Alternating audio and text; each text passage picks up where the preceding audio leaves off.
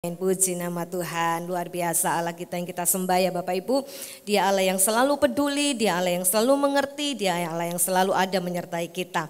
Haleluya, haleluya. Dan saya percaya bahwa kita semua Bapak Ibu tidak ada satupun yang tidak pernah mengalami pertolongan Tuhan.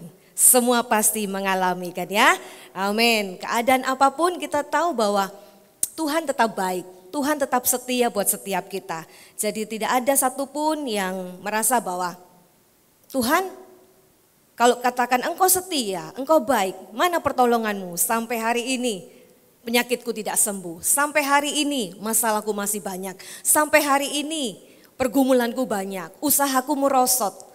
Bahkan mungkin keuangan kita amburadul, rumah tangga kita kacau balau dan sebagainya. Kita ketahui bahwa apapun yang terjadi musim-musim dalam setiap kehidupan kita, harus kita yakini bahwa Allah yang kita sembah itu adalah Allah yang setia. Haleluya, Dia Allah yang setia, Dia Allah yang tidak pernah jauh dari kita, Dia Allah yang 24 jam menyertai kita semua. Dan kita mau sadari bahwa kalau Allah yang begitu setia yang kita sembah itu selalu ada buat kita, mari kita mau belajar untuk senantiasa berharap, mari kita senantiasa bergantung, mari senantiasa kita mau setia, kita mau sungguh-sungguh kepada Dia yang sudah setia dan mengasihi kita. Haleluya. Mari kita buka di dalam 1 Samuel pasal yang ke-7,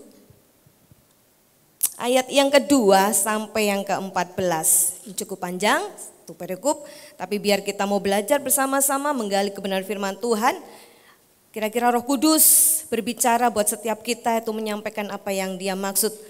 Dia lebih tahu gitu ya, jadi bisa lebih tepat kepada kita. Sudah dapat 1 Samuel 7 ayat yang kedua sampai yang ke-14. Haleluya. Mari Bapak Ibu kita akan baca sama-sama. Saya yang genap, Bapak Ibu yang ganjil. Orang Filistin terpukul kalah di Mispa. Sejak saat tabut itu tinggal di Kiryat Yearim, berlalulah waktu yang cukup lama, yakni 20 tahun. Dan seluruh umat Israel mengeluh kepada Tuhan.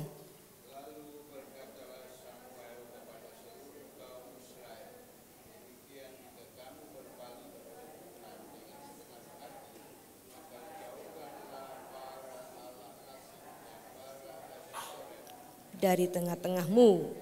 Dan tunjukkan hatimu kepada Tuhan dan beribadahlah hanya kepadanya. Maka Ia akan melepaskan kamu dari tangan orang Filistin. 4. Kemudian orang-orang Israel menjauhkan para Baal dan para Asyitoret dan beribadah hanya kepada Tuhan.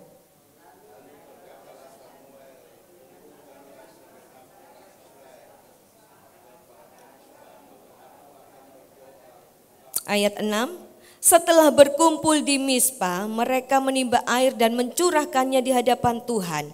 Mereka juga berpuasa pada hari itu dan berkata di sana, kami telah berdosa kepada Tuhan. Dan Samuel menghakimi orang Israel di Mispa.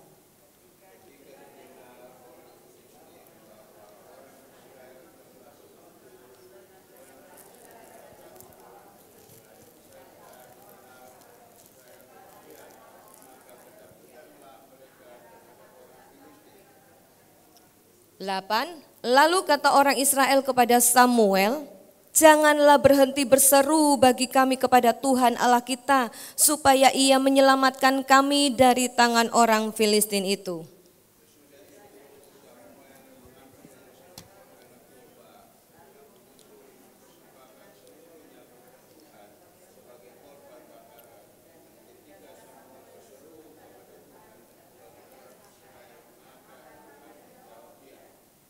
Ayat 10, sedang Samuel mempersembahkan korban bakaran.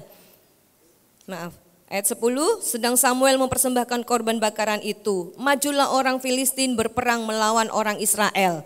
Tetapi pada hari itu Tuhan mengguntur dengan bunyi yang hebat ke atas orang Filistin dan mengacaukan mereka, sehingga mereka terpukul kalah oleh orang Israel.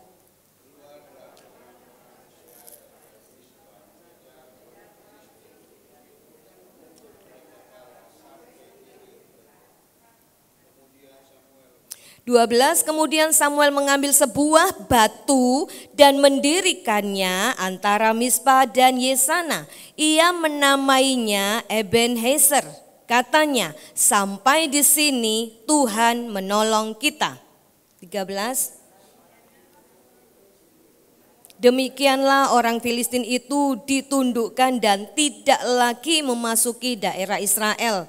Tangan Tuhan melawan orang Filistin seumur hidup Samuel. 14 sama-sama. Dan kota-kota yang diambil orang Filistin daripada Israel kembali pula kepada Israel. Mulai dari Ekron sampai Gad. Dan orang Israel merebut daerah sekitarnya dari tangan orang Filistin. Antara orang Israel dan orang Amori ada damai. Puji nama Tuhan. Inilah gambaran di mana menceritakan setiap orang itu mempunyai masalah. Setiap orang itu selalu ada kegagalan.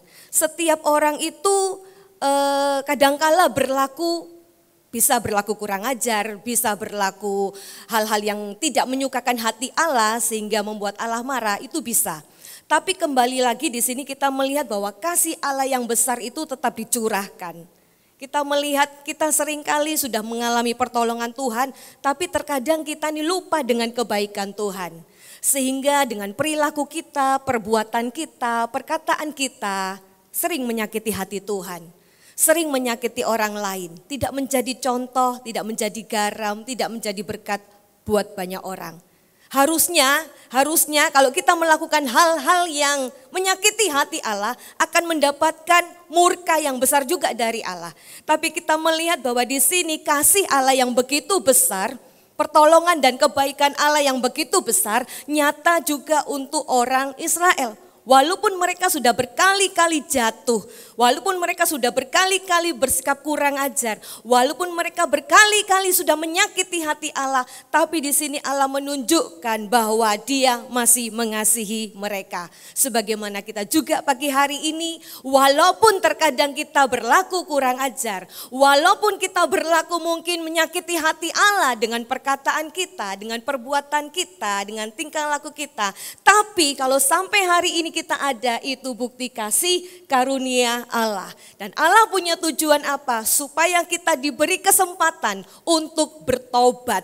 Supaya kita diberi kesempatan apa? Untuk bisa memperbaharui diri lagi. Supaya apa? Kita semakin hari berbuah-buah dan memuliakan nama Tuhan. Nah, kita akan melihat di sini ada satu kata yang menarik buat setiap kita, khususnya saya, yaitu di mana ada kata Ebenezer. Nah, di situ mempunyai arti bahwa sampai di sini Tuhan menolong kita. Kata ini muncul di 1 Samuel 7, ya kan? Nah, ini muncul berawal dari apa? Dari kekalahan yang besar orang Israel menghadapi orang Filistin. Tapi tidak saja hal itu terjadi begitu, ada sebabnya. Apa sebabnya? Karena saat itu umat Israel dipimpin oleh seorang imam yang bernama Imam Eli. Dan kita tahu Imam Eli di dalam firman Tuhan ini, dia menjadi imam yang kurang bijaksana terhadap anak-anaknya. Sehingga anak-anaknya ini berlaku hal-hal yang tidak baik. Ketika anak-anaknya melakukan hal yang tidak baik, dia diam saja. Dia tidak mengingatkan, dia tidak menegur, dia tidak mendidik. Tapi dia membiarkan anak-anak itu melakukan kejahatan. Dengan kejahatan yang dibuat ini, maka banyak membawa umat Israel untuk menyimpang imannya dari Tuhan kepada penyembahan berhala. Dengan pimpinannya yang tidak benar ini, maka mengarahkan rakyatnya untuk berbalik, tidak menyembah Allah, tapi Baal-Baal. Nah, inilah yang membuat hati Allah murka. Kenapa? Karena ada penyimpangan rohani, kemerosotan rohani. Sehingga Allah tidak lagi ada di tengah-tengah mereka. Allah dinomorduakan dan Allah tidak dipandang. Sudah beralih imannya. Dari hal itu maka kita melihat perbuatan yang lebih dahsyat lagi yang dilakukan oleh anak-anaknya, yaitu Hofni dan Pinehas. Apa yang dilakukan oleh anak-anaknya di sini? Kita mau melihat yaitu 1 Samuel 2 ayat yang ke-12. 1 1 Samuel 2 ayat yang ke-12. Saya bacakan, adapun anak-anak lelaki Eli adalah orang-orang dursila. Mereka tidak mengindahkan Tuhan. Anak-anaknya dikatakan anak-anak yang dursila. Apa kata arti dursila? Yaitu kelakuan yang buruk, yang jahat.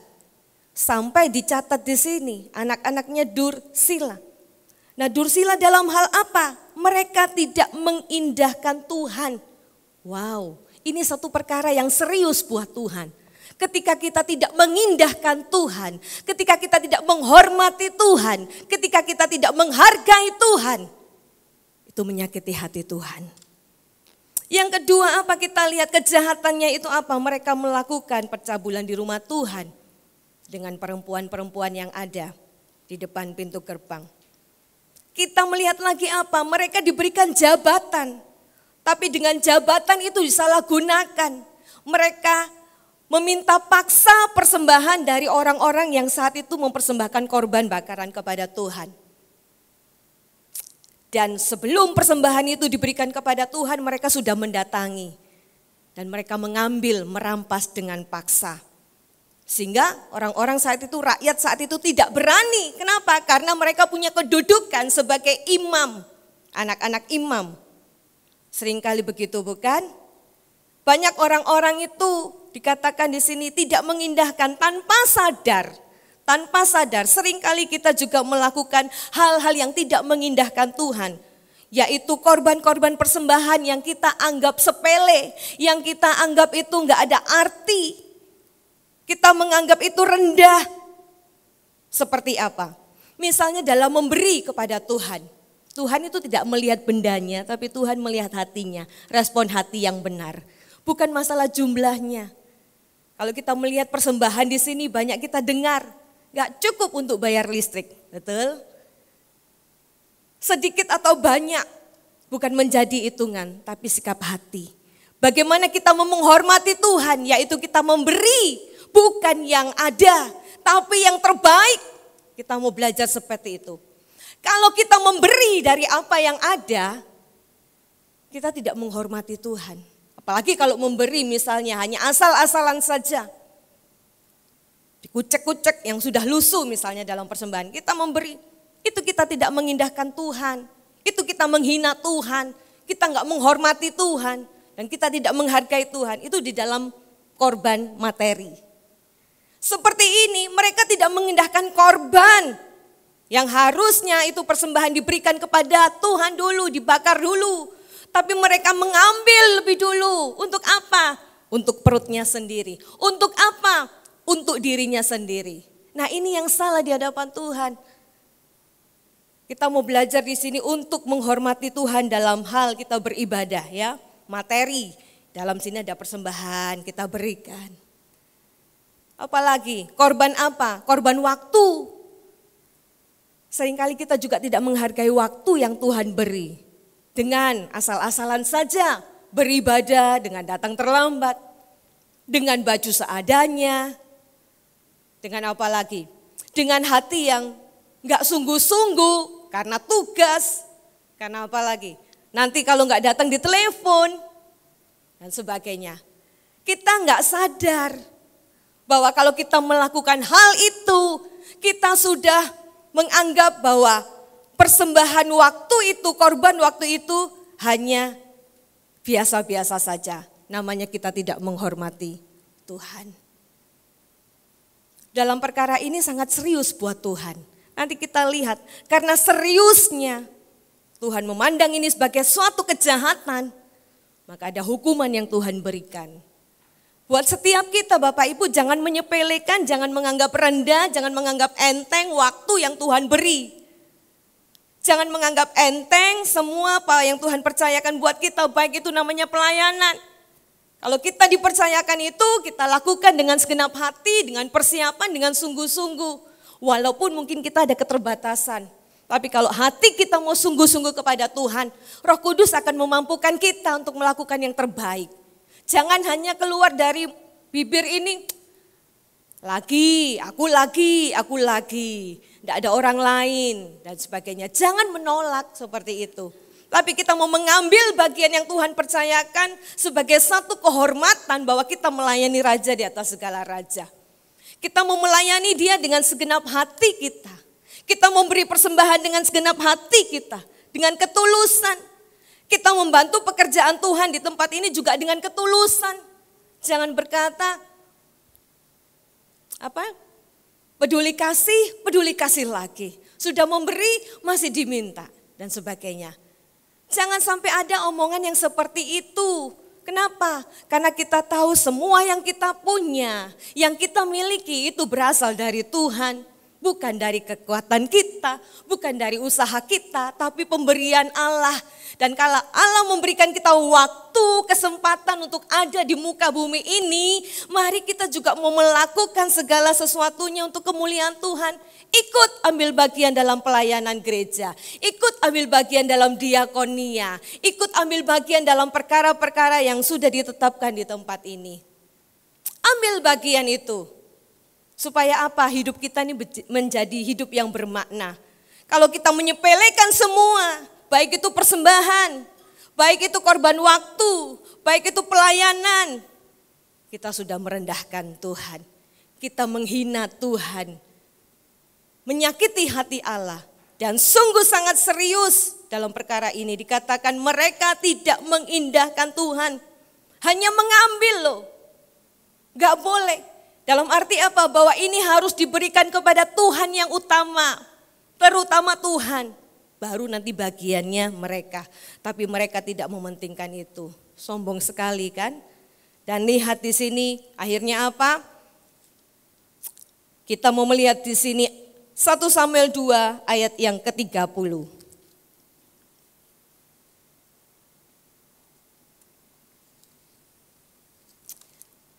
Satu hukuman terjadi buat mereka. Saya bacakan di sini. Sebab itu demikianlah firman Tuhan Allah Israel. Sesungguhnya aku telah berjanji keluargamu dan kaummu akan hidup di hadapanku selamanya.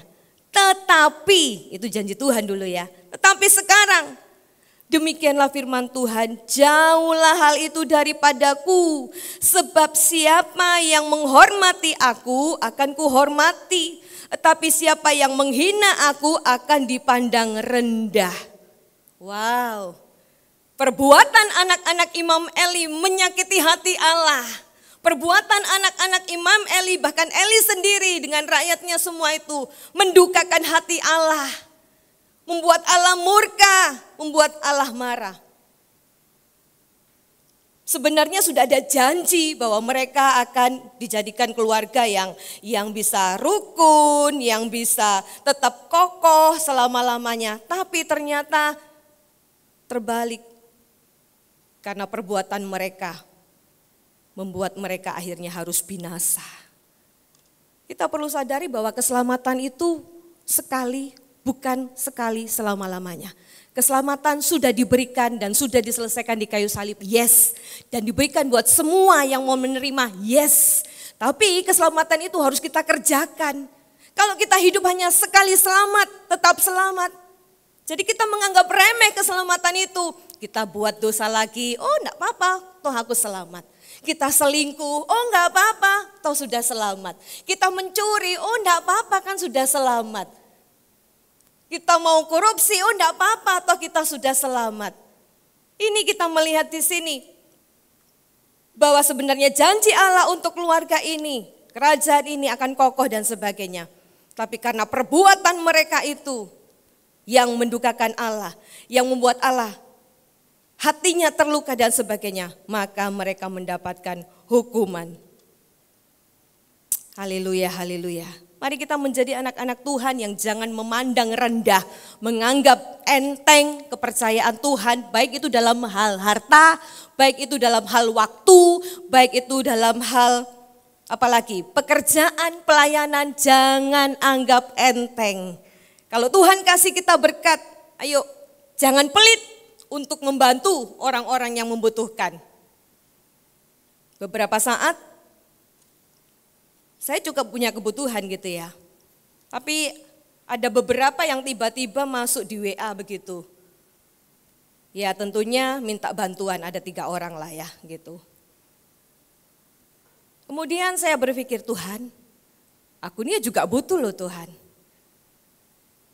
Tapi ada orang-orang yang membutuhkan dan saya melihat alasannya apa gitu. Satu persatu saya lihat, oh ya kayaknya mereka butuh deh. Untuk berangkat bekerja gak punya bensin, untuk token yang habis, untuk pulsa yang habis, untuk sebagainya urgent. Saya pikir, baik Tuhan, aku akan melakukan walaupun saya juga dalam kebutuhan gitu ya. Udah, saya kirim. Dalam 1 hari, hitungan jam aja. Saya pikir Tuhan, ini bukan satu kebetulan kan gitu. Saya pikir bukan satu kebetulan kan, Tuhan kan tahu gitu ya. Saya juga Tuhan kan tahu. Tapi ya, 4 tambah 1 lagi, ya 4. Mengatakan ya saya mau berangkat, enggak ada begini begitu. Untuk apa di jalan gitu ya, enggak terlalu saya florkan.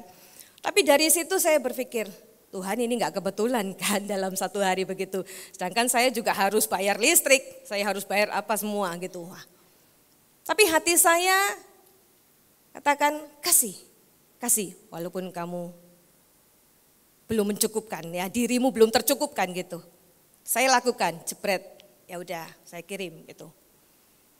Kemudian saya dapat telepon. Ivon, kamu sudah bayar listrik lu? Tanyanya begitu. Ivon, kamu sudah bayar listrik? Belum, saya bilang gitu. Kan belum habis sampai 24 jam saya ikut saudara Ale kan bilang. 1 hari itu kan belum habis harinya itu kan, jadi masih ada waktu. Gitu, oke. Ya belum kata gitu. Oh terus gimana ya, tenang aja, santai aja gitu ya kan. Padahal saya habis memberi begitu. Saya memberi, waktunya saya nih Tuhan, saya harus begini. Tapi toh akhirnya dengan usaha ya ada gitu. Tapi Bapak Gembala ini berkata, sudah Tuhan suruh kasih kamu. Ya saya percaya, saya imani bahwa apa yang saya lakukan itu kalau atas suruhan Tuhan pasti Tuhan juga siapkan. Nah dari situ, oke baik saya ambil. Saya bisa bayar listrik, saya juga bisa membantu. Jadi saya belajar apa di sini? Untuk tidak pelit, untuk tidak mementingkan diri sendiri, untuk tidak ego. Ketika saya ego, pelit, tidak mau membantu, tidak mau memberi, itu juga belum tentu masalah dan persoalan saya selesai, ya kan? Tapi karena saya mau melakukan suara Tuhan, kasih 4 orang, kasih. Tuhan, bagaimana aku ini gitu. Tapi Tuhan cukupkan, ya. Puji nama Tuhan. Di sini kita mau melihat apa yang kita punya itu jangan kita tahan-tahan kalau Tuhan suruh kasih, ya. Jangan pelit. Jadi kita mau melakukan semua, jangan hitung-hitungan juga. Aku sudah memberi banyak untuk pelayanan di sini. Aku sudah memberi banyak untuk bantuan di sini. Jangan hitung-hitungan buat Tuhan. Apa yang kita keluarkan, apa yang kita beri, itu pasti akan kembali. Karena Tuhan mengasihi kita. Haleluya. Kita melihat di sini kita bisa duduk dengan nyaman karena ada AC. Nah kalau AC ini kan bagian dari listrik. Kalau nggak dibayar kita pun nggak bisa duduk dengan baik kan. Itu sebabnya kalau Tuhan kasih berkat buat kita, ikut ambil bagian. Supaya pemeliharaan gereja ini boleh nyata. Pekerjaan Tuhan ini bisa berlangsung dan kita juga bisa nyaman. Lihat janda yang dia ketika memberikan persembahan kepada Tuhan, hanya 2 peser, dia nggak tahu besok dia harus makan apa. Sekali dia beri, dia nggak punya, tapi dengan iman dia lakukan itu. Elia dan janda juga di Sarfat, dia bilang ini tepung, ini minyak, aku akan berikan, aku buat. Tapi setelah itu aku akan mati, dalam arti aku tidak punya apa-apa lagi untuk kehidupanku. Tapi dia harus melakukannya itu untuk Elia. Kita semua di sini kalau saya melihat bukan orang yang the have gitu ya. Kalau ada ya bersyukur kepada Tuhan. Kita mungkin ada di tengah-tengah. Mungkin juga sedang ada di dalam padang gurun. Mari kita mau belajar untuk apa? bersyukur untuk semuanya. Apa yang Tuhan beri, kalau Tuhan suruh, ayo lakukan. Walaupun mungkin itu kerugian buat kita. Saya merasa begitu, Tuhan, aku harus begini, kasih ini. Tapi bagaimana dengan aku? Aku harus gali lagi, malu Tuhan. Kan gitu. Tapi memang harus dijalankan. Saya mengingat cerita Yusuf. Iya Tuhan. Kadang Yusuf harus masuk di dalam penderitaan. Untuk apa? Untuk mempertahankan supaya keturunannya, kaumnya tetap hidup. Cara Allah membawa dia harus dipenjara. Cara Allah membawa dia harus dijual. Cara Allah membawa dia untuk dimusuhi. Cara Allah membawa dia dihina dan sebagainya. Tapi disitulah kita melihat ketika Yusuf hatinya, hidupnya mau dibentuk oleh Allah untuk ikut proses Allah. Keturunannya, kaumnya tetap berjalan dan dia menjadi orang kepercayaan. Terkadang Tuhan juga bawa kita seperti itu. Kita ini untuk membuka jalan, kita ini untuk menolong orang, kita ini untuk ada di tengah-tengah lingkungan, keluarga, jemaat yang membutuhkan. Mungkin kita yang harus menjadi tumbalnya, kayaknya gitu ya, tumbalnya. Tapi sebenarnya Allah sedang berproses dengan hidup kita, Allah juga sedang proses dengan jemaat, Allah proses dengan keluarga kita. Tinggal kita bagaimana, mau dibentuk enggak? Kita mau diproses enggak? Kita mau masuk di dalam rencana Allah enggak? Jadi jangan langsung kita berkata, Tuhan engkau tidak menolongku, Tuhan engkau tidak baik. Lihat mana pertolonganmu Tuhan, aku sakit tetap sakit. Mana Tuhan, aku kontrak ya tetap kontrak. Mana Tuhan, toh terjadi PHK, bangkrutan, kegagalan dan sebagainya. Jangan berkata demikian. Kenapa? Karena setiap musim hidup kita itu Allah punya rencana. Di dalam setiap kehidupan kita Allah turut bekerja. Dan itu yang terjadi sebenarnya dalam kehidupan kita. Tapi bersyukurnya, sekalipun kita kadangkala menyakiti hati Allah dan melukai Allah dengan bertanya, mana pertolonganmu, mana kebaikanmu, mana kasihmu, mana pedulimu. Mungkin itu kita bersikap kurang ajar tanya kepada Tuhan. Terbukti sampai hari ini kita bisa ada itu karena kasih sayang Tuhan. Terbukti hari ini kita masih ada itu karena kebaikan Tuhan. Terbukti sampai hari ini kita ada itu berarti ada maksud Tuhan. Mari kita bertobat dari cara kita yang kadang-kala kurang ajar pada Tuhan. Mari kita mau bertobat dari sikap kita yang kadang-kala meragukan Tuhan. Mari kita mau bertobat untuk setiap tindakan kita yang menyakiti hati Allah. Dengan sikap tidak peduli dengan keberadaan pelayanan gereja. Dengan sikap tidak peduli dengan orang-orang yang membutuhkan. Dengan sikap yang tidak mau tahu dengan pelayanan perkembangan dan sebagainya. Egosentrisnya sendiri. Ayo kita mau bertobat karena kita dipanggil Tuhan untuk apa? Menjadi terang garam, menjadi berkat. Kita dipanggil Tuhan untuk apa? Memberitakan, menyaksikan. Bukan kita hidup zona nyaman. Kaya, tercukupkan semua sehingga kita nggak peduli dengan orang lain, tidak. Tapi kita mau di mana Tuhan tempatkan kita di gereja ini, kita bisa jadi berkat di gereja ini. Tuhan tempatkan kita di tempat pekerjaan, kita juga jadi berkat di tempat pekerjaan. Tuhan menempatkan kita di lingkungan masyarakat, kita juga menjadi berkat di lingkungan masyarakat. Kemarin saya ketemu dengan anak muda, ketemu lagi. Jadi saya ini kadang-kala kalau saya ketemu itu ada saja gitu ya. Jadi mereka dari gereja lain gitu ketemu. Bagaimana kabarmu? Cerita sampai kepada orang tua. Dan dia berkata bahwa orang tuanya satu rumah, satu tempat tidur. Tapi tidak omong-omongan. Tidak menyapa. Kamu, aku.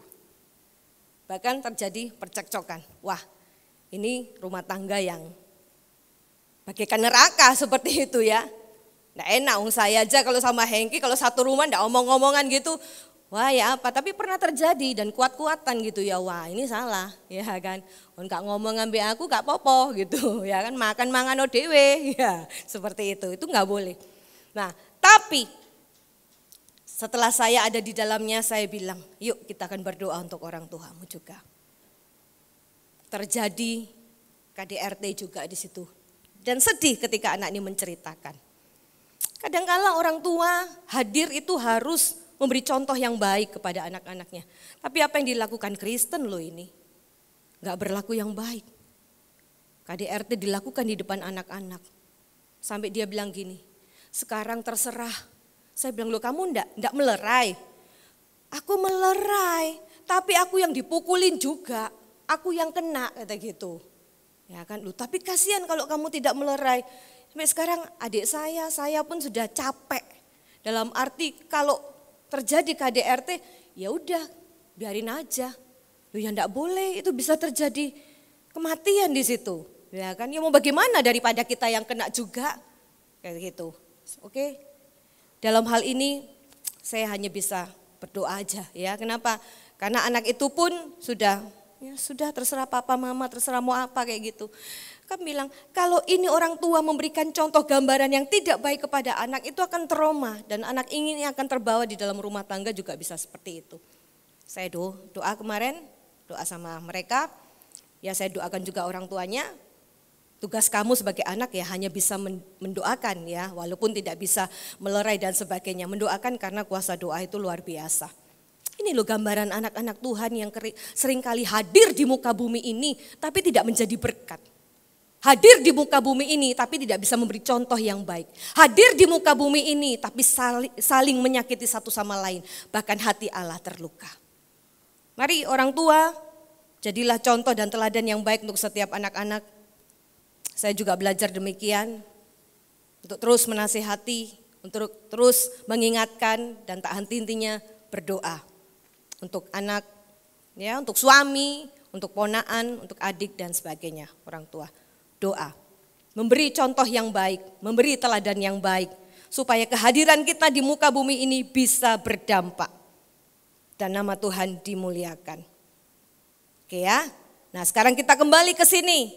Kita melihat setelah mereka ini mendapatkan hukuman dan mereka ditawan atau mereka ada di bawah penguasaan dari Filistin selama dikatakan tadi 20 tahun di bawah tekanan bangsa Filistin. Enggak enak orang hidup di dalam tekanan. Enggak enak orang hidup di dalam aturan yang mungkin kerja paksa dan sebagainya. Dan di sini mereka mulai kerasa, wih, ini karena kesalahan kita, ini karena pemberontakan kita, ini karena sikap kurang ajar kita, ini karena kita nggak menghormati Tuhan, kita sudah menduakan Tuhan, kita menyembah Baal, kita nggak lagi setia kepada Tuhan, kita jauh dari Tuhan. Ketika ada dosa di dalam kehidupan kita, itu berkat Allah hilang. Ketika kita jauh dari Tuhan, maka penyertaan Tuhan juga nggak ada. Terbukti ternyata di sini juga diceritakan bahwa tabut perjanjian itu dirampas. Nah, tabut perjanjian itu berbicara lambang kehadiran Tuhan. Ketika Tuhan hadir di tengah-tengah Israel, aman, nyaman semua. Tapi ketika tabut itu pergi karena dirampas, kehadiran Tuhan tidak ada di situ. Karena sikap dari umat Israel yang menyakiti hati Tuhan, berkat Allah, penyertaan Allah juga tidak ada. Dan akhirnya mereka masuk dikalahkan oleh Filistin ini. Kekalahan besar mereka hadapi. Ada 4.000 orang yang mati saat mereka bertempur peperangan pertama. 400 orang gugur. Kemudian ada 30.000 orang lagi gugur. Dan di situ anaknya Eli, Hofni dan Pinehas juga mati sesuai dengan hukuman Tuhan tadi. Bahkan Imam Eli pun juga mati. Ini serius buat Tuhan. Kenapa? Hanya karena tidak mengindahkan Tuhan. Hanya karena apa? Tidak menghormati Tuhan. Seringkali kita bersikap juga demikian di dalam ibadah. Sudah didengung-dengungkan. Fokus, ayo kita mau dengar firman. Hanya 1,5 jam atau 2 jam. Tapi apa yang kita lakukan? Seringkali hal-hal yang tidak bermanfaat itu kita pakai. Untuk apa? Scroll gitu ya. Kalau ada hal yang penting gak apa-apa, mungkin ada berita kedukaan, ada berita apa, gak apa-apa tuh. Tapi kalau hanya memanfaatkan waktu dan melakukan hal-hal kegiatan yang tidak bermanfaat, jangan dilakukan. Itu juga salah satu sikap yang tidak menghormati Tuhan. Ketika kita memuji Tuhan asal-asalan, tepuk-tepuk gini, tidak ikut menyanyi, hanya hadir tubuhnya di gereja. Tapi hatinya, sikapnya enggak baik, itu juga tidak menghormati dan menghargai Tuhan. Ini kita anggap sepele, kita anggap biasa. Seringkali itu terulang terjadi. Kita anggap semuanya biasa. Oh, Tuhan itu menilai sesuatu yang serius loh. Ini aja mereka ngambil korban persembahan. Mereka tidak melakukan tugas sebagai imam dengan benar. Allah marah, Allah cemburu. Kenapa? Karena harusnya ini korban untuk Allah. Tapi diambil, disalahgunakan sikapnya. Hati-hati. Ini serius sehingga mereka harus masuk. Tapi kembali lagi kasih setia Allah itu luar biasa. Kembali lagi kasih setia Allah luar biasa. Sekalipun mereka sudah begitu, ya, hangus, habis, udah kena hukuman. Orang-orang yang tersisa datang kepada Tuhan dan dikatakan di sini ayat yang keberapa mereka berdoa, mereka minta kepada Samuel. Nah itu kan ayat yang ini 9. Setelah berkumpul di Mispa, mereka menimba air dan mencurahkannya di hadapan Tuhan. Mereka juga berpuasa pada hari itu. Saya ambil ayat yang ayat yang ketiga. Ya. Lalu berkatalah Samuel kepada seluruh kaum Israel demikian, jika kamu berbalik kepada Tuhan dengan segenap hati, 1, maka jauhkanlah para Allah asing dan para Asitoret di tengah-tengahmu dan tunjukkan hatimu kepada Tuhan dan beribadah hanya kepadanya. Maka ia akan melepaskan kamu dari tangan Filistin. Nah, mereka sudah merasa tidak mampu 20 tahun ditahan di bawah tawanan Filistin. Mereka berteriak, terlalu berat ini, bagaimana seakan-akan Tuhan meninggalkan. Iya, ketika kita sudah jauh dari Tuhan, penyertaan dan berkat Tuhan juga enggak ada. Dan akhirnya mereka datang. Ketika menghadap Samuel dan Samuel berkata, ayo berbalik kepada Tuhan dengan segenap hati. Jauhkan para Allah asing, Baal-Baal, jauhkan dari tengah-tengahmu. Tunjukkan hatimu kepada Allah dan beribadah hanya kepada Dia. Maka ia akan melepaskan kamu dari tangan Filistin. Orang Israel ketika mendengar teguran, mendengar nasihat, arahan dari pimpinan Samuel, dia enggak keras hati. Mereka tidak keras hati, kenapa? Karena sudah capek dan lelah 20 tahun di bawah ini. Terkadang gitu ya, kita tunggu dipukul Tuhan dulu ya baru bertobat. Terkadang Tuhan mengajar kita dulu baru kita sadar. Jangan sampai seperti ini. Ketika Israel ini sudah mendapatkan hukuman Tuhan, mereka baru sadar, terlambat sebenarnya. Tapi buat Tuhan tidak ada yang terlambat. Nah gitu ya. Baiknya Tuhan tuh seperti itu. Dia masih membuka tangannya untuk mari datang kepadaku. Hai kamu yang letih lesu dan berbeban berat. Sebobrok apa hidupmu, serusak apa hidupmu, sehitam apa hidupmu. Bagi Tuhan semuanya bisa diputihkan seperti salju. Dan Tuhan melihat kita orang yang sudah dibenarkan. Enak sekali ya kita punya Allah yang luar biasa. Mereka mendengar nasihat dari Samuel dan mereka berkata, baik. Kemudian ayat 4, orang-orang Israel menjauhkan para Baal dan para Asitoret dan beribadah hanya kepada Tuhan. Nah, sudah nih kan? Mereka sudah mengaku di situ. Kumpulkan segenap orang Israel maka aku akan berdoa untuk kamu kepada Tuhan. Semua berkumpul, berpuasa. Mencari Tuhan dengan segenap hati, berdoa dengan sungguh-sungguh. Apa yang terjadi ketika ada pertobatan, ketika ada hati yang mau berbalik, ketika ada mulut yang mau berseru Tuhan ampuni kami, ketika ada suara yang berseru Tuhan tolong kami, ketika ada suara dalam hati Tuhan, Tuhan jangan tinggalkan kami. Teriakan itu keluar dari mulut kita, dari hati kita dengan tulus, dengan kesungguhan. Akan membuat Allah tergetar hatinya. Karena apa? Ada pertobatan yang sungguh. Karena apa? Karena ada hati yang mau menjerit kepada Tuhan dan berjanji akan meninggalkan semua Baal, meninggalkan semua hidup lama, meninggalkan semua tabiat lama, meninggalkan semua hal-hal yang menyakiti hati Allah. Gak mau diulang lagi, gak mau dibuat lagi, gak mau dilakukan lagi. Mereka mau bertobat sungguh-sungguh. Ketika mendengar nasihat, mereka bukannya sama-sama demo, ayo Samuel aja kita keprokin. Enggak, tapi mereka mau mendengar itu dan mereka mau menyatakan di hadapan Allah, kami berdosa, kami telah berbuat jahat, kami telah jauh dari Tuhan, kami telah menyimpang dari Tuhan. Maka sekarang ampunilah. Dan lihat di sini, Samuel mengambil alih untuk mendoakan mereka. Terjadi sesuatu yang luar biasa. Ketika Samuel membereskan semua masalah umat Israel dan dibawa kepada Tuhan, apa yang terjadi di sini?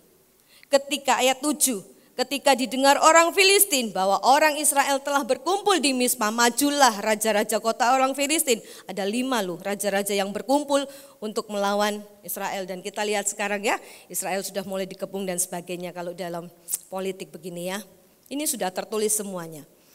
Dan orang Filistin mendatangi Israel. Terus serta didengar orang Israel demikian, maka mereka takut terhadap orang Filistin. Ketika orang Filistin ini berkumpul di Mispa dan Samuel sedang mendoakan mereka, didengarlah berita ini, ayo itu orang Israel sudah berkumpul. Datanglah ini orang Filistin. Dan orang Israel juga mendengar, wah kita dikepung lagi, wah kita mau ditangkap lagi atau kita mau dijadikan tawanan lagi. Mereka takut di sini. Kenapa? Karena sudah 20 tahun mereka hidup dalam tekanan. Dan itu yang membuat mereka rasanya gentar ketika mendengar ada orang Filistin. Dan Filistin ini kita tahu suatu bangsa yang kuat, yang suka berperang, mengambil wilayah-wilayah dengan paksa dan sebagainya. Mereka ketakutan di sini. Lalu kata orang Israel kepada Samuel, jangan berhenti bagi kami kepada Tuhan Allah kita. Ayat yang ke-8. Lalu kata orang Israel kepada Samuel, janganlah berhenti berseru bagi kami kepada Tuhan Allah kita, supaya ia menyelamatkan kami dari tangan orang Filistin. Sudah terpojok, sudah tidak bisa berbuat apa-apa lagi, sudah tidak ada kekuatan lagi, mereka nyerah kepada Tuhan. Dan mereka minta Samuel, ayo terus doakan kami, jangan berhenti Samuel. Doakan kami supaya Allah melepaskan kita dari Filistin ini. Kadang Filistin ini juga masalah-masalah yang buat kita ya, ada dalam kehidupan kita. Filistin bisa merupakan pergumulan kita. Filistin bisa merupakan tekanan buat setiap kehidupan kita.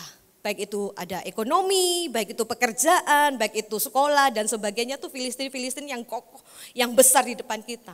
Dan ketika kita ada di dalam situasi suasana itu, kita nggak mampu untuk menghadapinya. Kembali lagi di sini, kita melihat kekuatan Filistin, kekuatan masalah, kekuatan persoalan, pergumulan terlalu besar. Sehingga kita merasa takut, khawatir seperti itu kan. Takut, khawatir, bagaimana nih Tuhan aku menjalani hidupku. Bagaimana nih Tuhan aku bisa menyelesaikan persoalanku. Bagaimana nih Tuhan aku bisa melewati sakit penyakitku. Bagaimana Tuhan aku bisa melewati kontrakan rumah yang habis. Bagaimana Tuhan ini banyak tagihan dan sebagainya. Bagaimana dan bagaimana. Karena kita mengalami ketakutan oleh Filistin yang ada itu. Itu yang digambarkan orang Israel ketika Filistin itu datang, dia berseru, Samuel, jangan berhenti berseru kepada Tuhan. Supaya Tuhan tuh melepaskan kita dari tangan orang Filistin ini. Lihat apa yang terjadi karena pertobatan yang sejati. Karena kerendahan hati, keseriusan dari orang Israel ini tadi. Yang mau bertobat, meninggalkan Baal, kembali kepada Tuhan, terpaut hatinya kepada Tuhan, mau sungguh-sungguh. Tuhan tuh melihat hati. Kalau hanya pura-pura saja, enggak terjadi mujizat. Kalau hanya asal-asalan saja, enggak terjadi kuasa Allah dahsyat gitu ya. tidak akan terjadi. Tapi karena Allah melihat bahwa umat Israel ini bersungguh-sungguh hati, maka kita melihat di sini. 10. Sedang Samuel mempersembahkan korban bakaran itu, majulah orang Filistin berperang melawan orang Israel. Tetapi pada hari itu Tuhan apa di situ?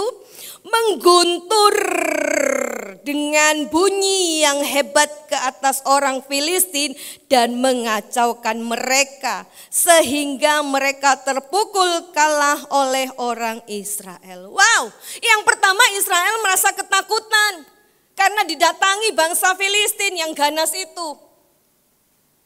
Tapi ketika mereka berseru, dikatakan ini apa? Tuhan membunyikan suara guntur.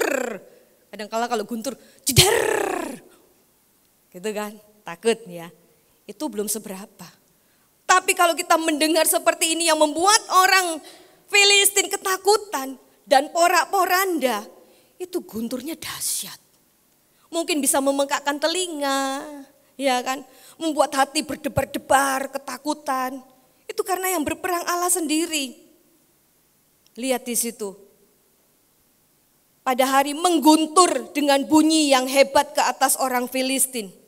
Dan bunyian itu mengacaukan mereka sehingga mereka terpukul kalah oleh orang Israel. Ingat, ada satu kisah di dalam firman Tuhan juga, Yosua yaitu mau menghancurkan tembok Yeriko, ya kan?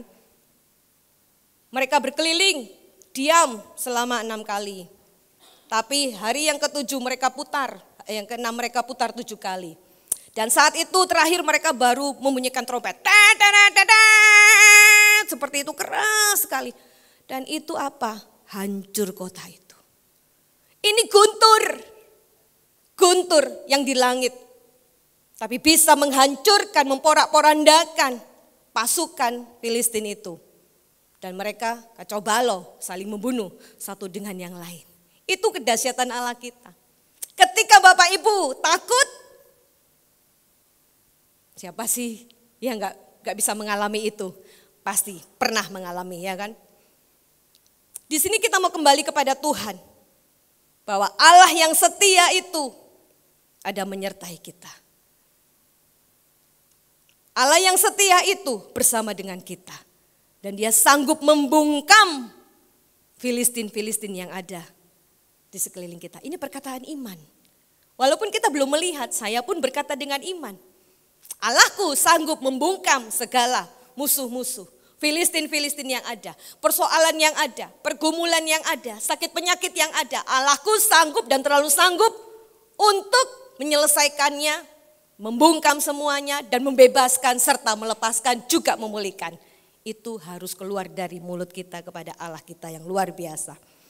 Luar biasa di sini. Maka ayat 11 dikatakan keluarlah orang-orang Israel dari Mispa mengejar orang Filistin itu dan memukul mereka.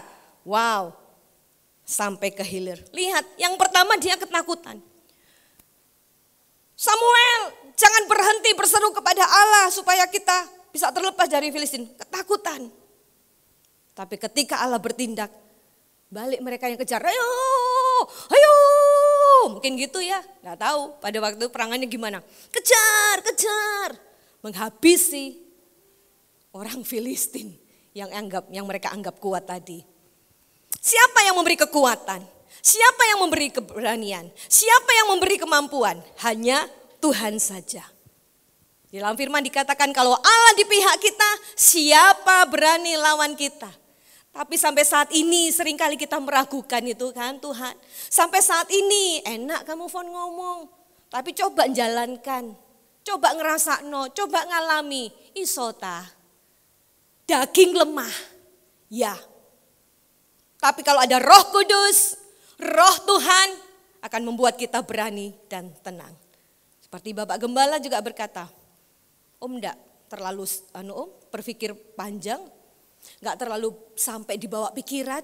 Nanti Tuhan ada caranya. Yang penting tenang, tenang dan tenang. Siapa yang bisa memberi ketenangan? Siapa yang bisa memberi kedamaian?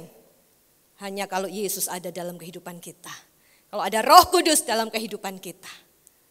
Kenapa Israel begini tadi? Karena tabut Allah sudah pergi, hadirat Allah nggak ada, penyertaan dan berkat Tuhan jauh. Mereka tadi menyakiti hati Allah sehingga mereka ada dalam tekanan.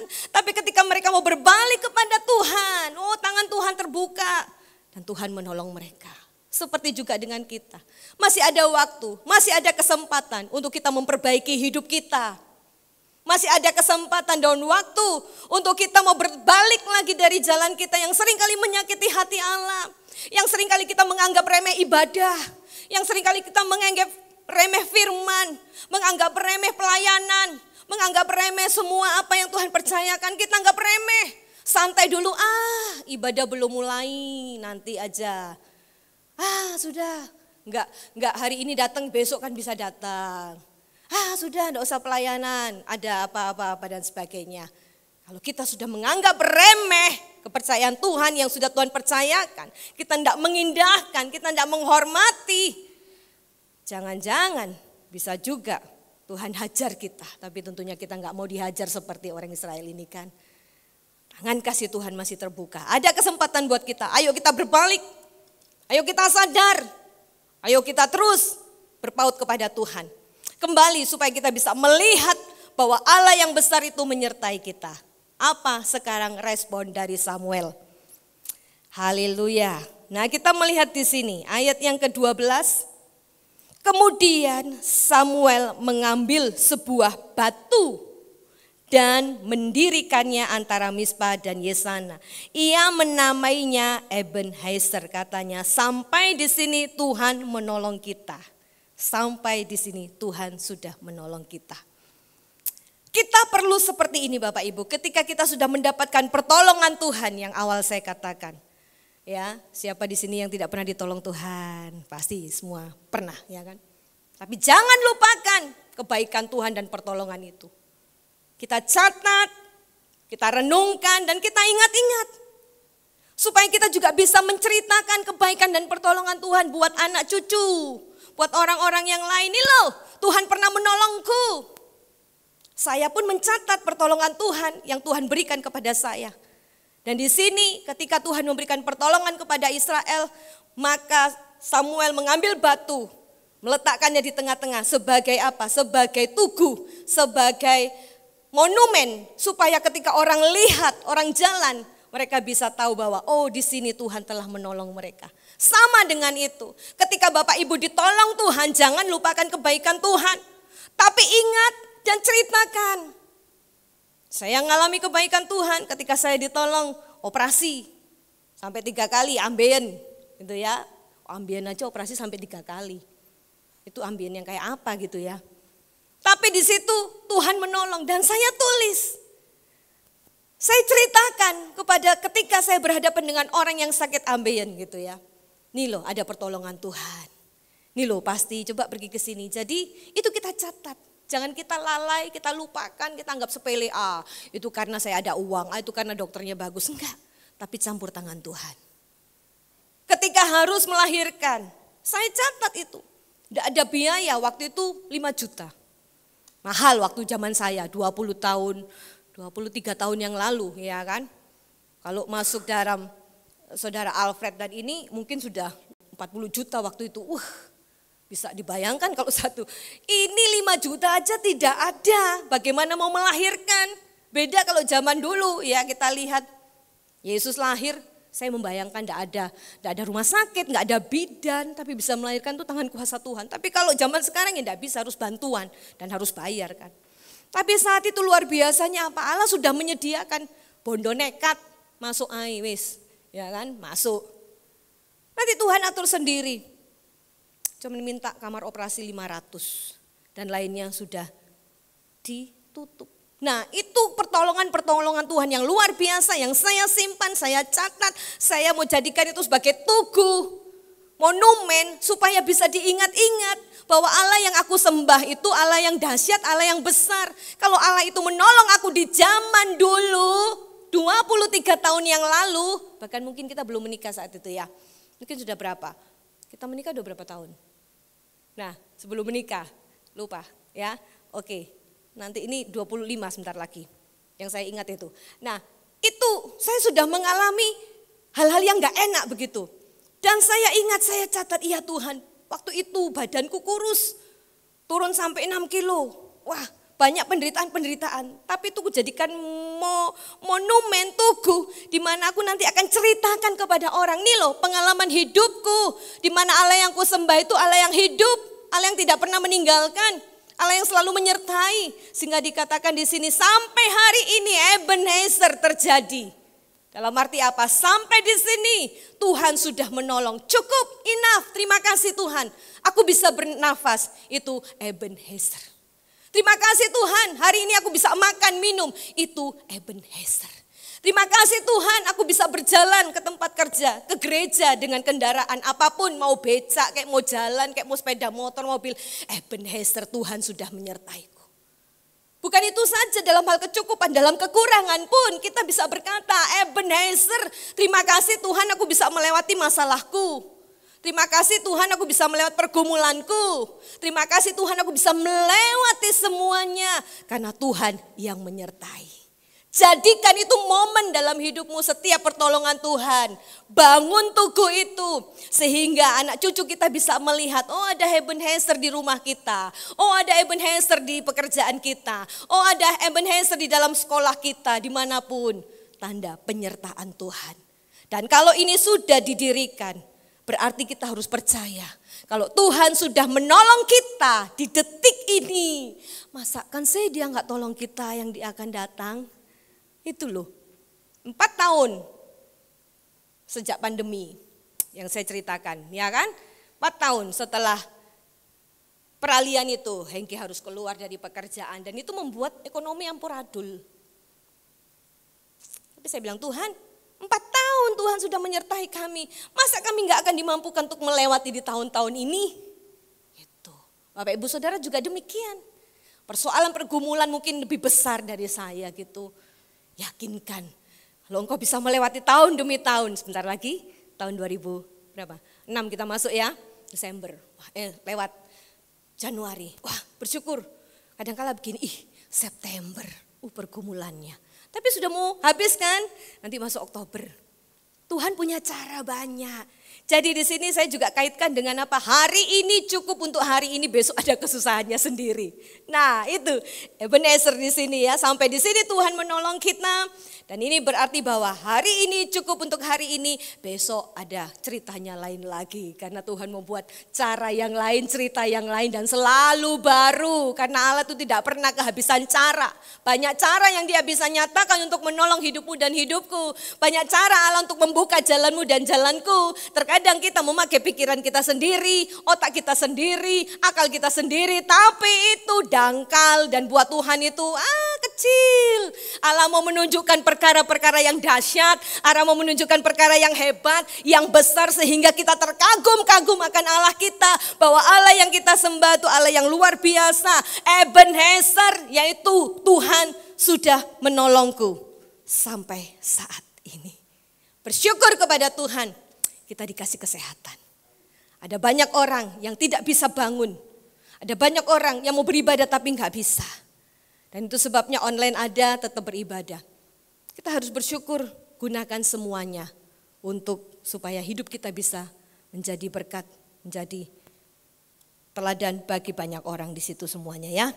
Jadi yang kedua kita mau melihat di sini bahwa apa yang harus kita lakukan sih? Satu tadi jangan lupakan pertolongan Tuhan ya. Senantiasa bersyukur. 1 Tesalonika 5 ayat 18. Bersyukur senantiasa.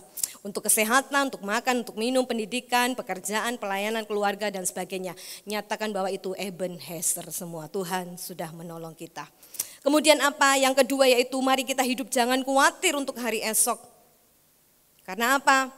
Di sini dikatakan Matius 6 ayat 33. Kita buka supaya ini menyambung firman Tuhan yang kemarin itu jangan khawatir. Matius 6 ayat 33. Ya. Tetapi carilah dahulu kerajaan Allah dan kebenarannya, maka semuanya itu akan ditambahkan kepadamu. Kalau kita mencari kerajaan Allah, kita mau mengutamakan Tuhan, kita mau memprioritaskan Tuhan, oh jangan khawatir apapun disediakan. Allah memproteksi dengan luar biasa.